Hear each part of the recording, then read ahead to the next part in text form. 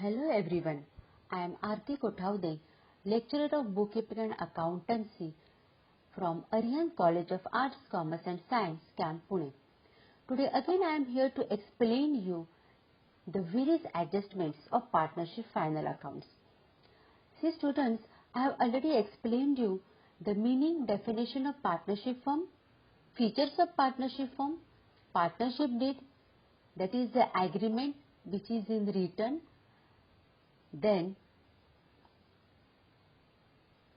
provisions according to the Indian Partnership Act 1932, methods of capital accounts, that is the fixed capital method, fluctuating capital method, and the main important part of partnership final accounts, which comprises the trading account, profit and loss account, and the balance sheet.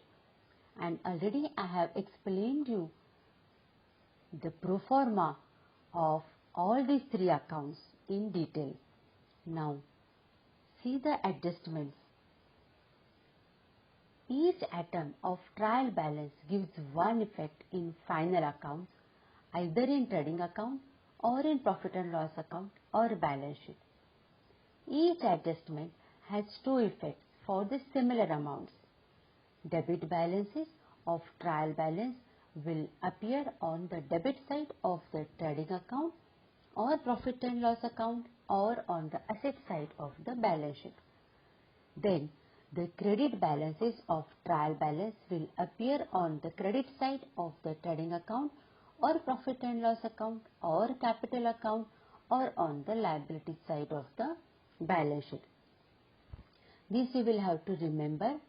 Now see there are 10 adjustments I have given you. The first is the closing stock. As already you know, the stock at the end of the year is known as the closing stock, which gives the two effects. See here, first effect, balance sheet asset side. Second effect, trading account credit side. Then outstanding expenses. The expenses which are payable but not paid, that is called as the outstanding expenses. Again, for this also we will have to give the two effects. One, add to the particular expenses, that is the suppose wages are there, salaries are there, then you can write it here on the trading account or the profit and loss account debit side and add these outstanding expenses. Second effect will go to the balance sheet liability side. Then the prepaid expenses, again the expenses which are already paid, then or which are paid in advance is called as the prepaid expenses. Again you have to give the two effects for the same. Deduct from the particular expenses on the debit side of the trading or the profit and loss account, and the second effect will go to the balance sheet asset side. You just go through this. Fourth, income received in advance. Fifth, income receivable. Sixth, bad debts. Seventh, provision for doubtful debts. Eighth, reserve for discount on debtors. 9, depreciation. 10, interest on capital. Students, I will show you in detail in pro forma, like pro forma wise, then you will come to know. Just by reading it will become difficult for you. So see the next slide. I have shown you in detail all these 10 adjustments. See like this. Closing stock. Just now I told you, I have explained what is that. Trading account credit side, buy closing stock and written here is the amount. Then go to the balance sheet immediately. Then you have to write down under the asset side only closing stock. Students, remember that on the assets and liabilities you should not write to and buy. Only you have to write down closing stock and the amount in the outer column. Go to the next slide. outstanding expenses. See, I have explained you trading account, debit side. See here two wages. Suppose wages are given and outstanding wages are also given. Then what we have to do? Wages are given in trial balance. So it gives only one effect. We have written it in a inner column, but outstanding wages gives the two effects. Then we have to add that amount, and after adding you have to write down here outer column. Then the second effect for the outstanding wages will go to the balance sheet liability side. Then go to the next slide. Prepaid expenses, that is the factory rent paid in advance. Now here again it will give the two effects, that is the trading account, debit side. It is factory, that is why factory expenses or factory rent, that is why we have written it in under the trading account. See, factory rent under the inner column, and then this prepaid rent we have to write down in the under the factory rent, and again it is paid in advance, that is why we have to deduct from this rent, and we will write down in the outer column. Then the amount which is paid in advance becomes our again the assets.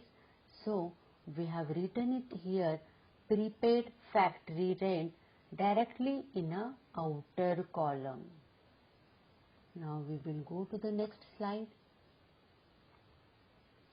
Pre-received advanced income. See here, this pre-received income we have to write down under the profit and loss account credit side. Now here by mistake it is written to income. It should be by income. It should be by income, and whatever the advanced income is there, that we have to deduct from the particular income. Now then second effect will go to the balance sheet liability side, the advanced income. All of you must have understood.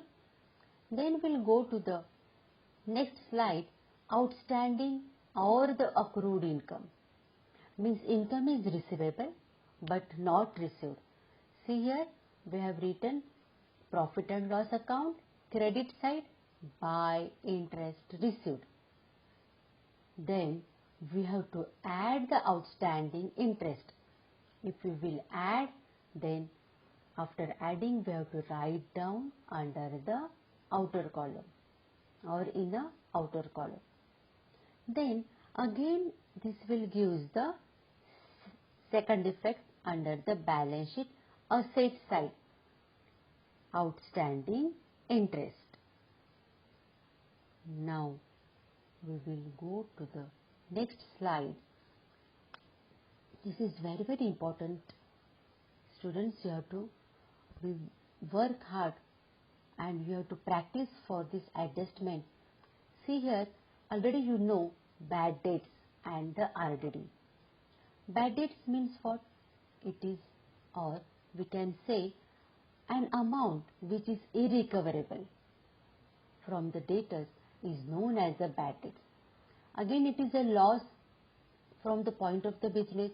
So we are writing under the profit and loss account debit side two bad debts.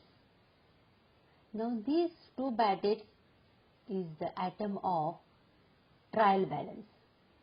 So we have written it in a inner column, and then we have to write down the new bad debts, means the bad debts which is given in the adjustments that we will add to these old bad debts.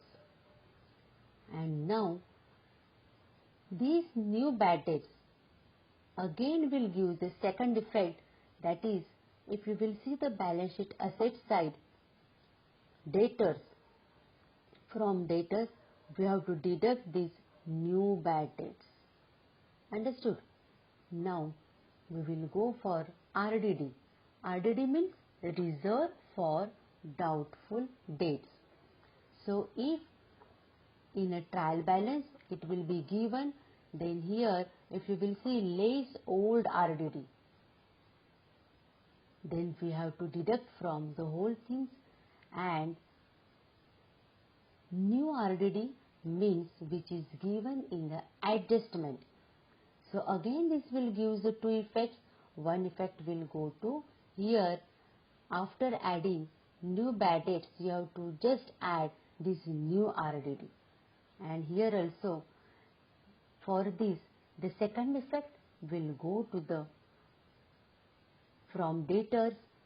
After deducting new bad debts you have to deduct this new RDD, that is the new reserve for doubtful debts. Then if you will solve the problems practically, then definitely you will come to know, but before solving you should understand what is exactly is. Now we will go to the next slide, that is the depreciation. Students, you must have learned in the 11th standard. What is the depreciation? It is the reduction in the value of the assets due to its wear and tear. So this depreciation will be deducted from the fixed assets, that is the machinery, furniture, land and building, and so on.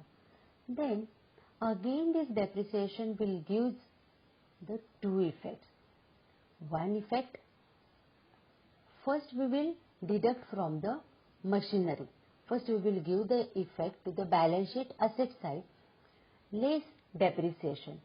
Now here the percentage will be given or the amount will be given. Suppose the 5% depreciation on machinery, then whatever the machinery amount is there, from that amount we have to calculate the 5% and deduct that 5% amount from the particular machinery. So whatever depreciation amount is there, that you have to give the second effect to the profit and loss account debit side, that is the depreciation on machinery. Is that clear? Now we will go to the next item, that is the reserve for discount on debtors. Students, again this is a very important adjustment. Reserve for discount on debtors will be again deducted from the debtors only, but these reserve for discount on debtors you have to calculate from the debtors only. But which amount of debtors? If there are adjustments related to debtors, that is the new bad debts, if RDD, after deducting that items, whatever the amount will be there, on that particular amount you have to calculate the reserve for discount on debtors. And again the second effect will go to the profit and loss account to reserve for discount on debtors. Then we will go for the next adjustment, reserve for discount on creditors. It is the same like as the previous adjustment, but only the thing is that it was on debtors, now this is on creditors. So again you have to deduct from the particular creditors less reserve for discount on creditors, then whatever is the amount is there, that we have to write down under the profit and loss account credit side by reserve for discount on creditors in the outer column. Then we will go for the next adjustment, interest on capital. This interest on capital is nothing but whatever the amount invested in the business, whatever the amount has been invested in the business by the proprietor. For that the business has to give, or the businessman has to give the interest on that capital, and it is the expenses from the point of business. That is why we have to debit to the profit and loss account to interest on capital. Suppose the two partners are there or the three partners are there, then to interest on capital A and to interest on capital B, or the interest on capital and the interest on capital C. Then second effect will go to the partner's capital account. Students, you have to remember, if there are two partners here A and B, then we have credited this amount under the partner's capital account by interest on capital account. Here you have to remember that there is a separate entity concept, means the businessman and the business both are the different entities. That is why I have explained you. So this is the expenses from the point of the business. Now, I hope you must have understood all these 10 adjustments, and students, I am again telling you that you have to go through these adjustments and definitely you will be able to solve the problem. Thank you very much.